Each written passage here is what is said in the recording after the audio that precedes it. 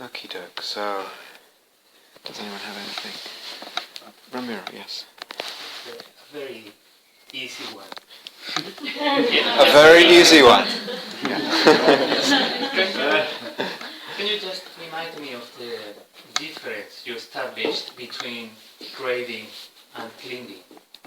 Yeah, thank you. So, can just recap, talked somewhere or other and made a differentiation, a delineation between what we're calling craving and clinging.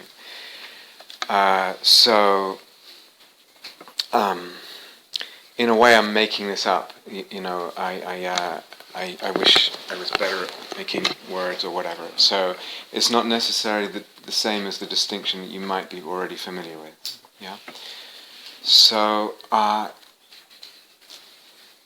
clinging, both are kind of manifestations of desire, the kinds of desire, okay, along with Eros. So you've got three kinds: Eros, craving, clinging, at least. Clinging, I'm just really referring to, is a quite, in a way, generic term, but really what I want to say is it has a huge range to it.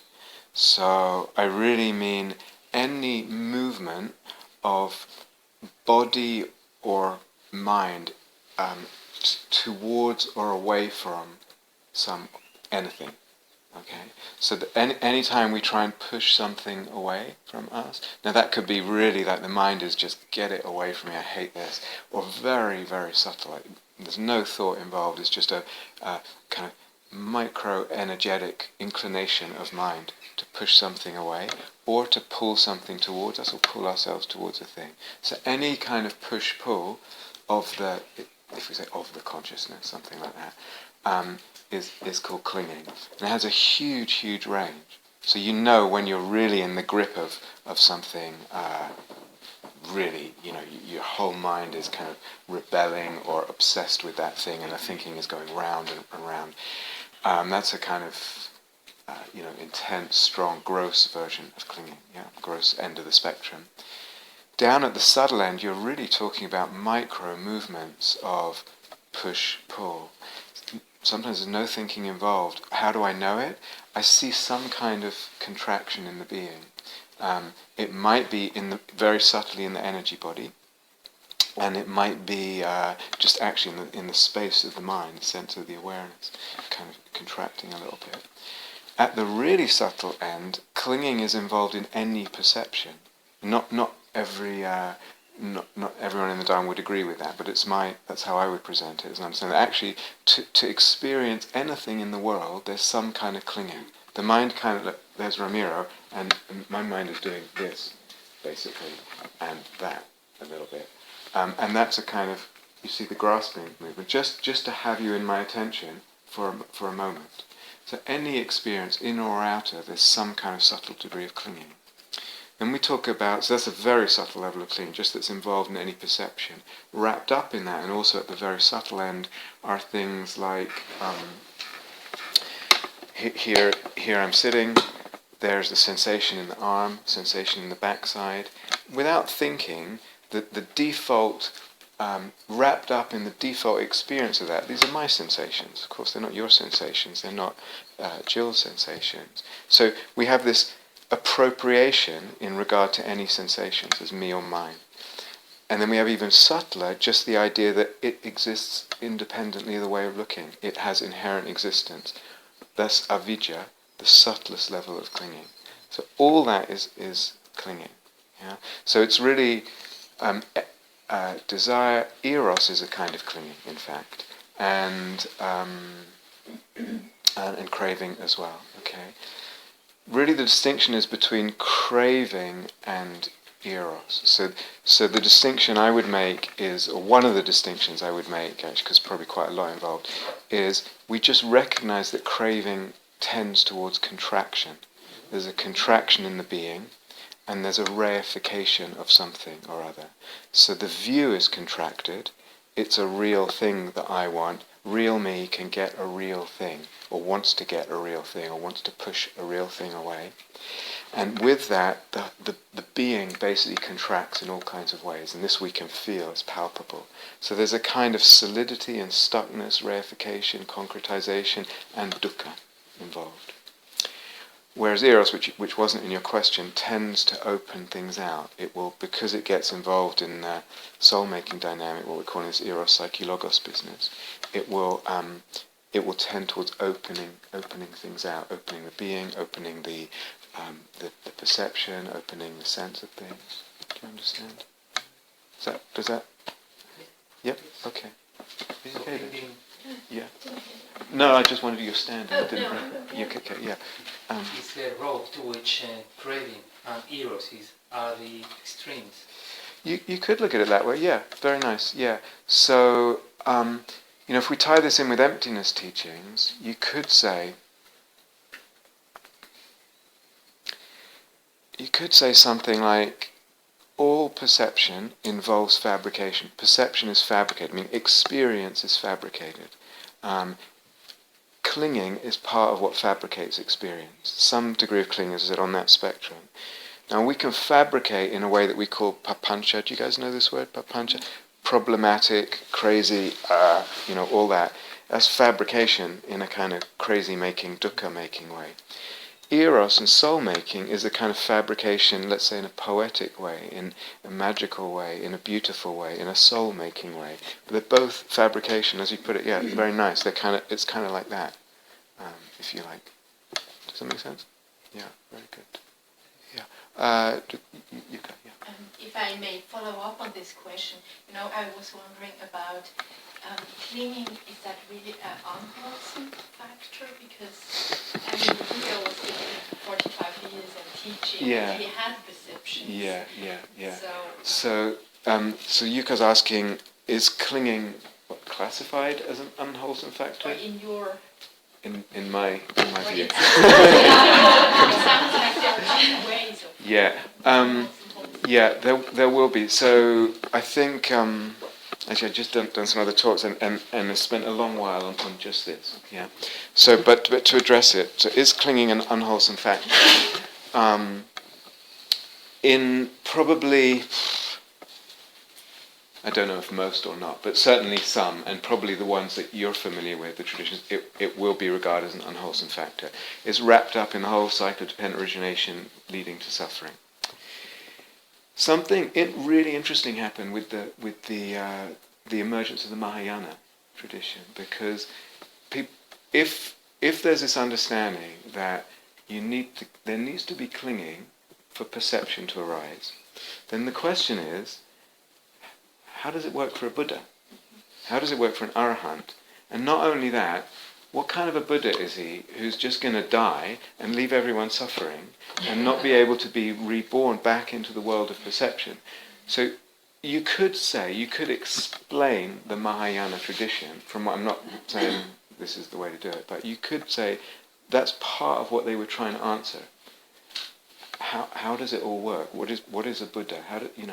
In relation to this understanding of dependent arising, fabrication of perception? I don't particularly buy those kind of reductive historical models, but you could. And then out of that came all this complex Mahayana philosophy, which is either horrific or beautiful to you, depending on your opinion. But so in my view, is what you asked, no, clinging is not unwholesome. Clinging is empty and can be used skillfully or not, beautifully or not, in the service of compassion, in the service of soul making or not, etc. So it's part of existence. It's part of what existence involves, clinging, and that's part of what we dance with. So we had this image of fire, and it's a double-edged sword. Fire. It's you can get burnt by fire, so it's like that. But fire gives us so much, So it's something like that. Then we have to kind of open up the understanding of, whoa, what are we doing with the Dharma here? Because I thought we were supposed to try and live without clinging somehow, as if I don't really think that's possible. Nor is it probably, I imagine, what anyone in this room, well, I won't say that, but I would just ask, maybe I should ask it as a question. If you envisage a life really free of clinging, what is that? What does it look like?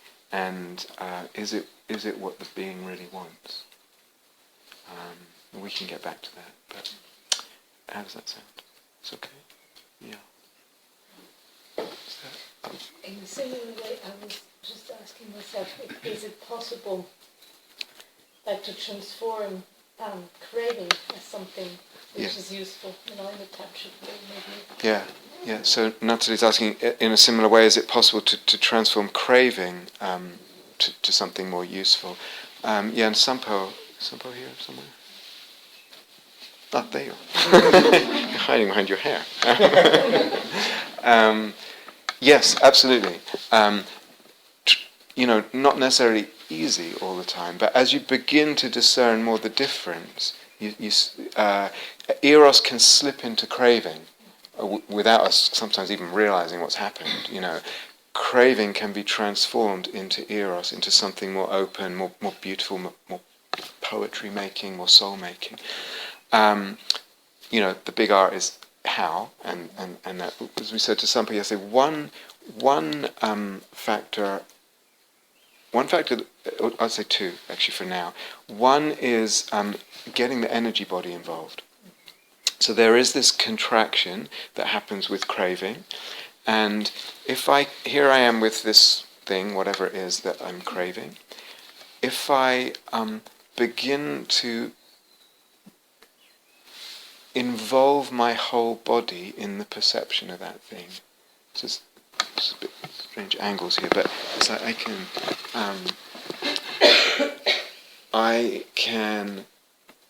one can see with one's whole body, or let's say bring the whole energy body involved in the relationship, in the interaction. That usually means opening it out from something that's a little bit more contracted. Do you see what I mean? So that's everything that's involved in soul making is involved together. So you think, it's a hopeless tangle in trying to understand things, but actually there's a gift in that, because it means you can wiggle any one bit and the other bits start jiggling. Do you understand? So, for instance, because energy body tends to open and harmony, you can play with that, and it tends to open the soul making. So that's one thing. Another thing is realism, concretization or not. So craving involves a real thing. I think this thing is real. I usually think I'm real, etc. In a real world, in real time, all the rest of it. So sometimes what can happen is just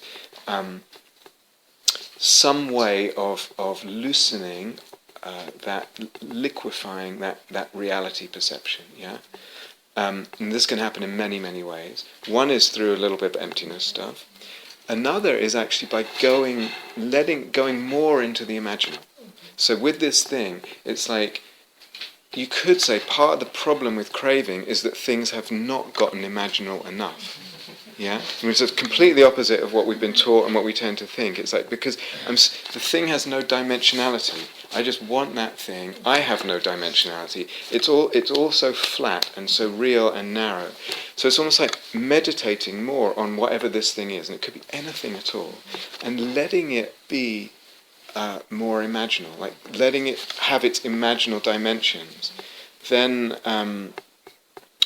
the Eros has something to move into, and then it can do this Eros psychologos, it can expand, and that transforms the whole thing. Does it make sense?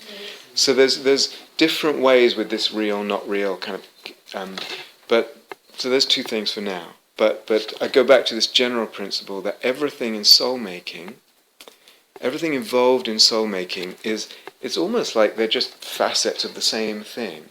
So we think this and that, and there's all these pieces, whatever it may be, but really you can have so many different ways in that kind of catalyze the process and support it. Yeah. So there can be a lot of creativity and everything's connected there.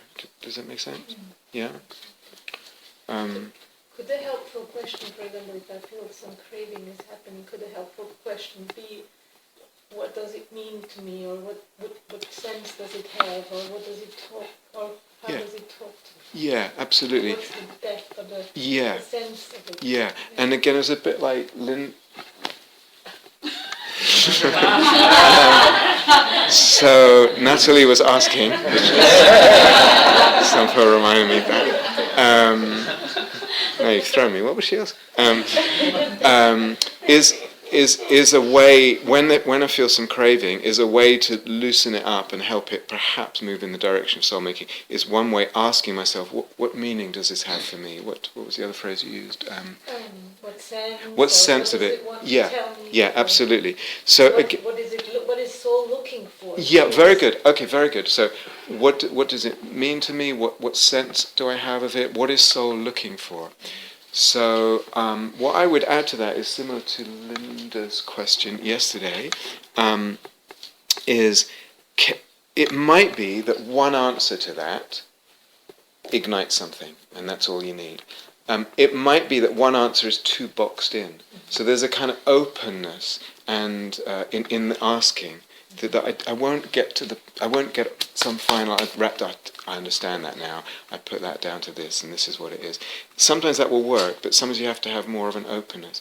Connected with that sense of allowing openness is what I would call humility and reverence. These words that I was talking about. It's like, and when you ask the last question, which what is soul wanting here or looking for or whatever, then listen to that question. It puts the agency, if you like, almost outside you or bigger than you. Yeah? You didn't say my soul.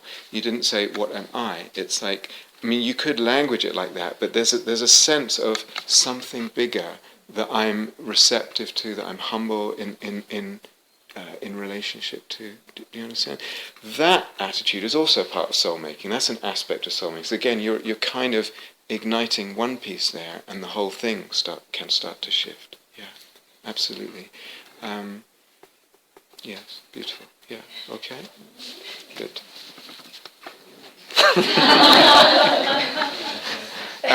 Yeah, there's someone back there. What's your name, by the way? Thomas. Yeah. Potentially a somewhat nuanced, complex question. Potentially not quite sure yet. Still coming for me. So I was working with in practice today, working with an image and noticing the tendency for the subjective whole to dissolve. Dissolve how? Actually, you because I'm going to repeat it anyway, so you just finish your question, sorry. Okay.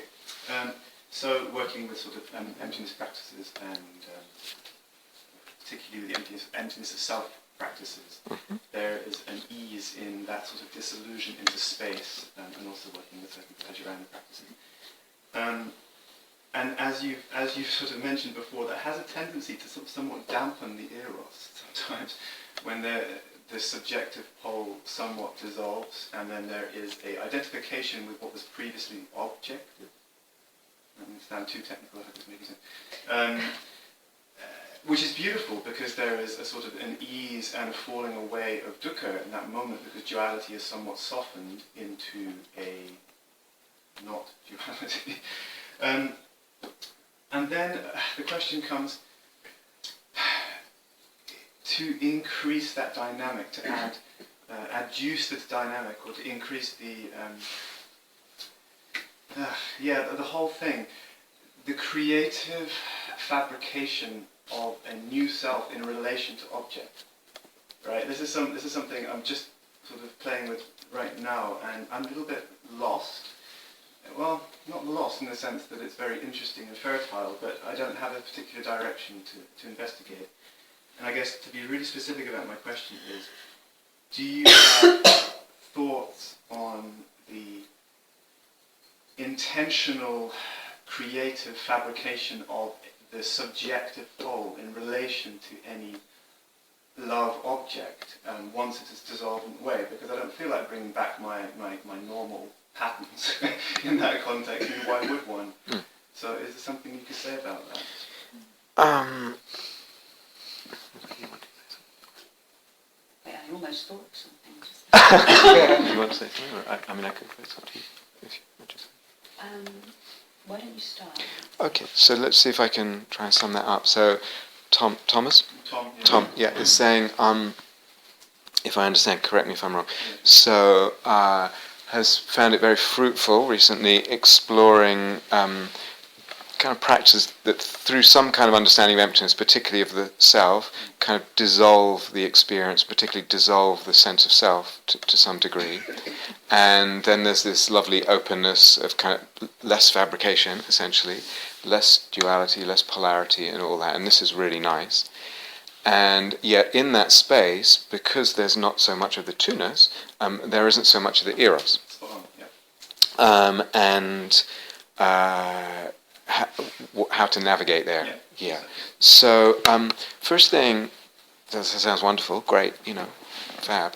I would put, this is just for everyone now, I'd put everything that we're talking about on this retreat into a larger context, which relates to Ramiro's question about, these, how would you say, there's unskillful fabrication, what's called skillful or beautiful fabrication, soul-making fabrication, and then there's the path of non-fabrication. So, do you understand? So all that is our playground. Yeah, we tend to say, well, this non-skillful fabrication is not, we don't want to be playing there too much. Okay, but actually, I'll come back to that because we can qualify that. So you've basically got a choice as a practitioner. You're gliding around, and you can, with time and with development, you can just kind of incline where you want to go. You might have periods of time where you're really into the dissolving thing and emptiness and fabric. It's great, go for it. At some point, and that might be now from your question, you might say, okay, that's all very nice. What else is there? What's possible? One of the things about emptiness practices is they can kind of, if I go back to this phrase I think I used before, make everything liquid or water. It's like that kind of looseness. Samadhi does it as well. Metta does it as well, you see. All the traditional practices in the Dharma are actually movements into non-fabrication. And part of what they do is they just liquefy. So sometimes what you go into one of these states or whatever it is that you're talking about, then you just have to kind of back out a little bit, just a little bit. It's like you take the intensity out a little bit. And it might be at that point that there's a bit more looseness and liquidity in the being, and in that space images can arise. Yeah? You can be deliberate about it. I think what I want to say is don't be afraid. Don't be afraid of old patterns coming back and that kind of thing. It's like just view it as a playground and see what happens. Even the old. See, if we go and get to the last thing Natalie said, I don't want to foist this on you like a religion or a dogma, but I would venture to say that as this whole thing gets underway, we begin to have more of a sense of soul being something bigger than us, so to speak. And then we even get to a point where it's like my personal dukkha, my history, my patterns also are kind of lessons from soul. It might not be that I'm quite relating to them the right way or seeing them the right way, but even if you take Natalie's question and apply it to my patterns, this dukkha, there's something, to use the phrase from the last retreat, that starts to get re-enchanted, meaning I start to see and experience my patterns in a more soul-making way, and then they start to, they take on other dimensions. And do you understand? So if old patterns come back, no problem. And what you want with this emptiness thing is just, it's like, so I'm now talking about emptiness practice, it's like just this facility to sort of, hey, it's fine if dukkha arises, if I get contracted. The whole thing gets very fluid, in and out of dukkha, in and out of contraction, in and out of reification, no problem. I'm not trying to live in some kind of state of, dissolvement all the time. Yeah. So don't be so much afraid of that. And in terms of other self images coming up, images of self, you could play with Vajrayana deity you mentioned, and just identifying with that. For instance, you could take anything that has already become imaginal for you and just linger with that in the meditative imaginal practice.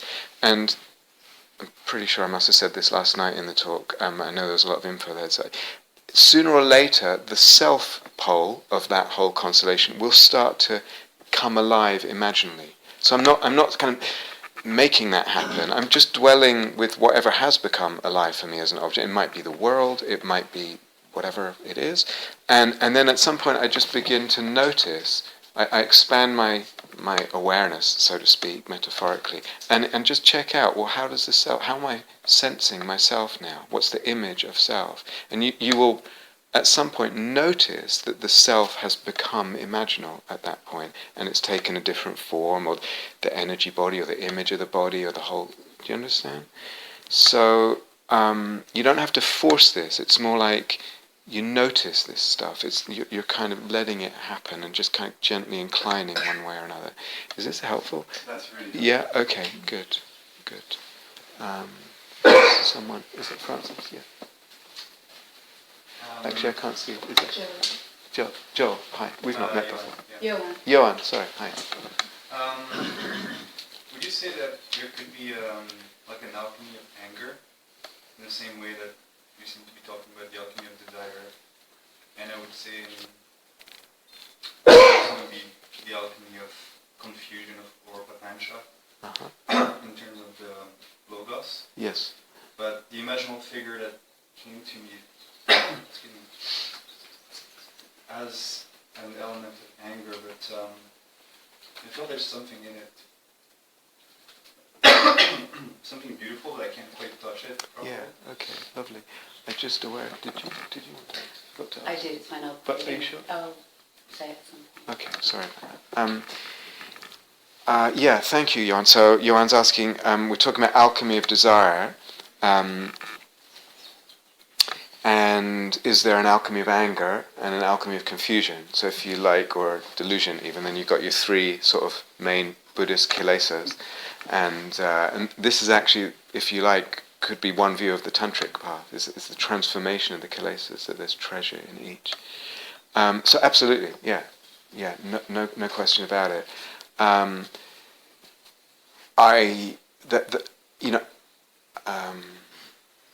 The other thing I was going to say to Natalie as well, and this applies to this, when there's an emotion, when there's something like desire or like anger, it's like there's a lot of psychic energy involved in that, and it's just the way we've got hold of it that takes it into the not so skillful.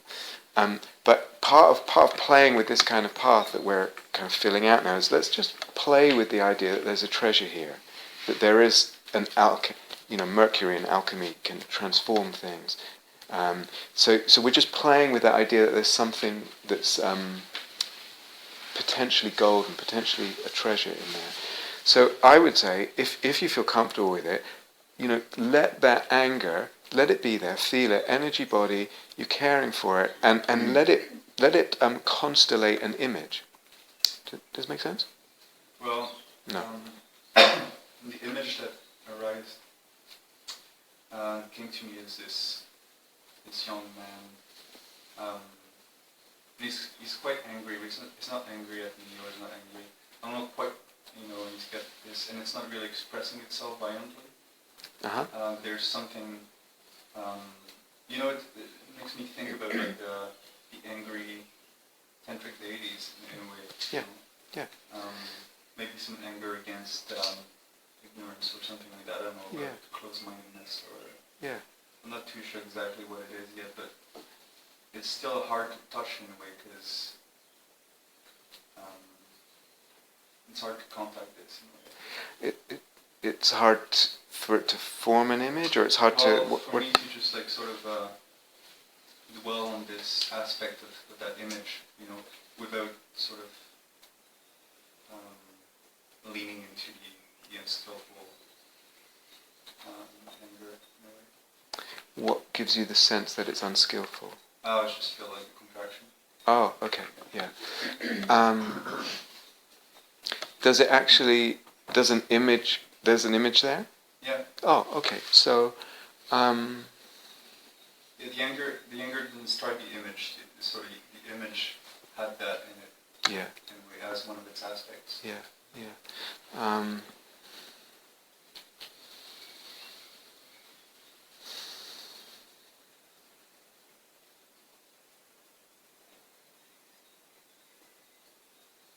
would it be possible to just play with the idea of trusting it?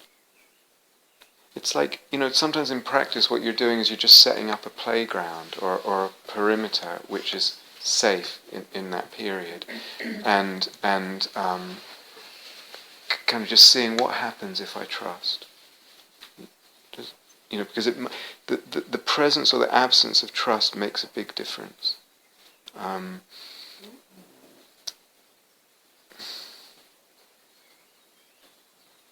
What is he doing, this young man in the image?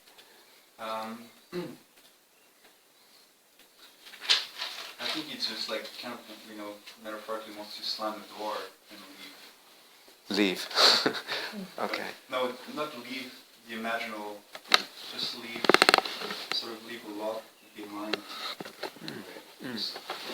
And where would he go? Well, exactly. Also, it's a real figure that it's a poet, French poet from the 19th century, and he actually he did love completely poetry at a young age, and just left everything. Yeah. But there's a strength and like some ferocious aspect in it, but there's also like. Yeah. So it might be that it might be by going through different aspects of this image of this poet. This poet has become image for you. And it might not be going directly first thing through the anger. They might be hanging out with what he's probably quite a complex character. There's some mystery to him, all that. And maybe going through different other doorways rather than directly through the anger might be helpful. When you're meditating with this, do you really feel like the energy body's involved? And you do, yeah. And what happens? The energy body feels with anger, or well, what? actually, it's it depends. There's sometimes the energy body just has this sort of central density, which is like not quite like a contraction, but it can turn into a contraction, but it's sort of a charge. Yeah. Now, is that charge? Is it that the way his body feels? I don't quite know. Okay, so that might be something to play with. It's almost like getting a sense of what his body feels like. So sometimes you can enter an image and become him, and that might actually do something to the feeling inside. Yeah.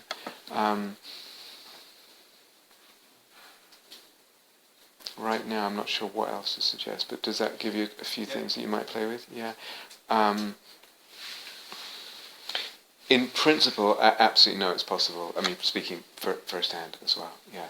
And that's exactly, the wrathful deities in Tantra. I would. I mean, it may be that those deities, if they mean something to you, are helpful here. But it sounds like that poet is already an image for you, and to have some communication, some commerce, some really feeling into what he is for you, it will start to feel and come alive. And then there's this trusting that. At some point what happens is there's, I don't know how to describe it, it's like the anger is transformed. It's not that it's dissolved, it's become something imaginal and creative and potent and powerful and alive. And you can feel that. It's almost like it just pops into something different. But so it's absolutely possible. Yeah. Does that give you at least a little bit to play with for now? Yeah. Okay. Thank you. Yes, Jill. I'm still very new to imaginal practice, and so I'm trying to get my own handle on things. So this will be probably quite a basic question. So. So there are two things, and I just wanted to test them out to see what you think. So this afternoon when I was in the meditation hall, and I noticed this the other day, I looked out through the window and there was like a corridor of light through the sky to the end of the garden. Mm. And like today, I used it because I was feeling a bit sleepy after lunch, and I was sensing a sort of energy coming from it, then that sort of transformed into a kind of real connection with the outside of the building. Mm-hmm. Almost like a tunnel effect. And today, I noticed some of the things that you were describing. So a sense of mystery, and a sense of something bigger than me. Mm-hmm. And all those kinds of things. So I was just sort of experimenting with that. So that's one thing. And then the other idea, I was talking with Catherine in the group discussion this morning about a story I wrote 2 years ago about. It's narrated as in the first person, and I got this Welsh mountain in the snow, and it's quite difficult. And then I get to this little shack, and I go inside, and there's this woman, and she recites this poem about her past. So. One of the things about it, so she was originally a soldier, and then her lover got killed in the battle. So then she decides she's not going to wear that sort of armour anymore. And she puts on the armour. Well, it's basically the meditative practices. Yeah. So she transforms, she acts. Turning point. So it struck me today that I have forgotten about the story to him, so it struck me I could revisit that. And because the point is I go and visit her. Mm-hmm. And she's obviously someone I go to visit her as a sort of crone, warrior, wise person. So that I just wanted to get a sense of those are two things. This is, as I say, very new to me. So those two things and how that kind of fits as examples. Yeah, beautiful. Thank you. So I'm not sure I can repeat all that. You shared that story with me some time ago. Yeah, thank you. Yeah. And that relates to also what we talked about as well, which is my desire to be the art eco-meditator and how that's quite a deep thing for me, but I don't quite. And the interesting is I don't quite get there. So there's something that I feel could be gained from using imaginal practice to get more strength, to get more clarity. These kinds of things. I feel like it feels like I could tap into that and really use it. Yeah. So really, you're just wanting to check out if that we're. Because I don't really know what I'm doing. Yeah. What's going on? Yeah.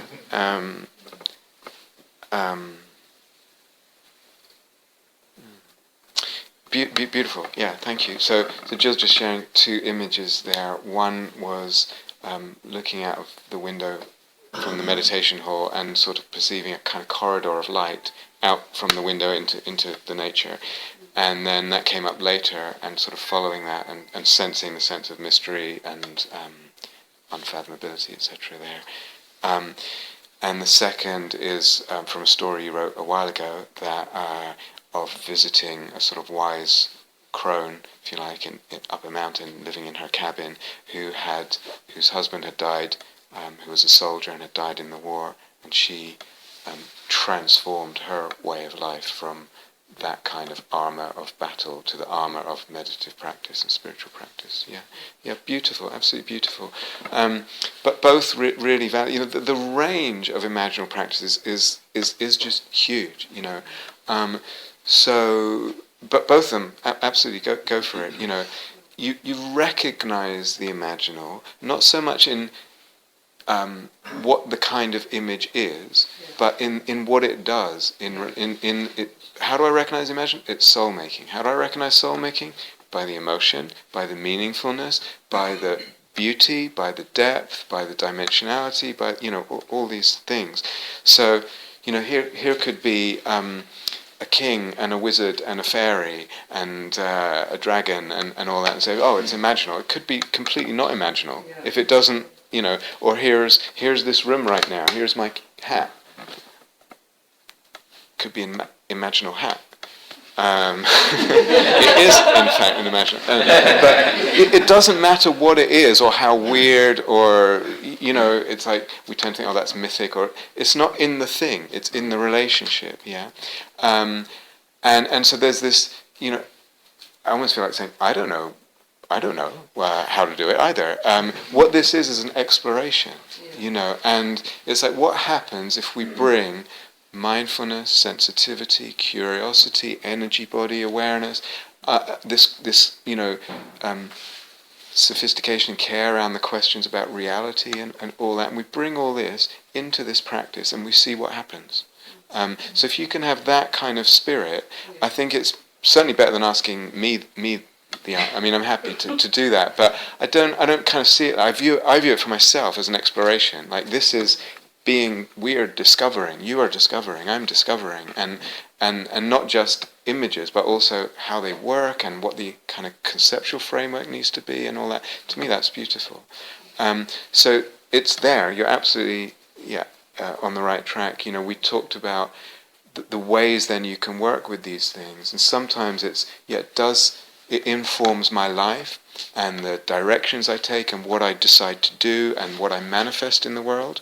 Sometimes much less so it's not so obvious, And then eventually it will spread into the world, so that the sense of the world begins to get more imaginable. That for me is where we're going. Some people will start there, but for a lot of people I think the intrapsychic imaginal starts expanding into the world of relationships, into the world of relationship with the self.